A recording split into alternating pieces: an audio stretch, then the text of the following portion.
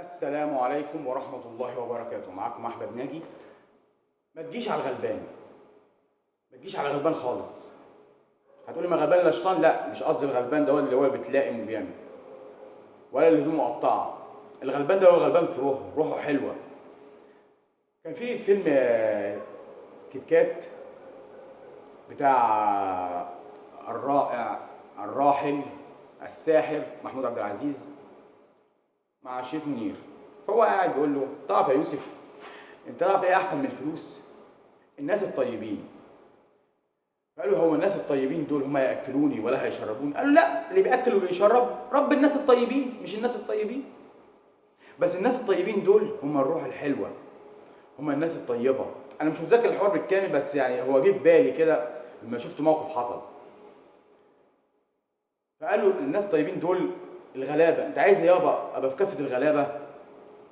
فرد وقال له ايه؟ قال له: يا ابني ما تغركش البهرجه، ده اللي محبوس بيطلع بره واللي بره بيتحبس، والضعيف يبقى قوي والاقوى بتسلط عليه اللي اقوى منه، والغني بيفقر والفقير بيغنى. ربنا يكفيك شقلبه الدنيا، ده اللي رفع السماء حط وضع الارض قادر يغير الكون. انا مش فاكر تفاصيل الحوار بالظبط، بس الحوار ده كان مشهد وهم قاعدين على النيل وهو بيعزف ساعتها، كان مشهد رائع.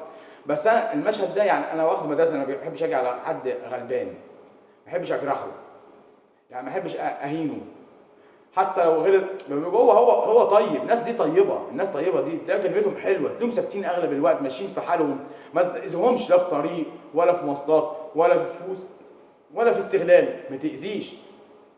ربنا يكفيك شر قلبة الدنيا. قلبة الدنيا دي حاجه رهيبه، وانا شفتها بعينيا فيا وفي اللي حواليا. شفت قلبة الدنيا ازاي؟ انت بتبقى قاعد مع واحد تاني يوم تسمع بقى قاتل امتى؟ تبقى قاعد مع واحد تسمع ان فلان مليونير، هوب مفيش، بيقول لك اسكت ده اتقبض عليه. بتسمع عن فلان حصل له كذا، بتسمع عن فلان جاله كذا. انت مش عارف قلبة الدنيا فيها ايه. ربنا يكفينا شر قلبة الدنيا. هيكفيك شر قلبة الدنيا ازاي؟ انك ما تجيش على الناس الطيبين.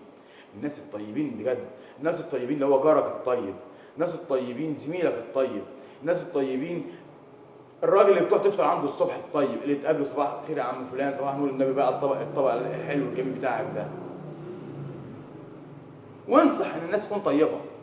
مش معنى كده ان مش بقول لك ان انت تكون ماشي، لا. الفكره كلها ان انت ربنا رزقك وممشيك وموقفك على رجليك، ما تفتريش على حد، ما تفتريش على حد خالص، عشان هيجي اللي هيفتري عليك، وهيفتري عليك بص بغشامه، مش هتعرف الضرب جاي لك منين. قلبة الدنيا ديت، ده اللي رفع السماء وفعلا وحط ووضع الارض، مش قادر يشقلب حالك. ايه احنا فين؟ ربنا يسترنا عليها وتحتيها ويوم العرض عليه.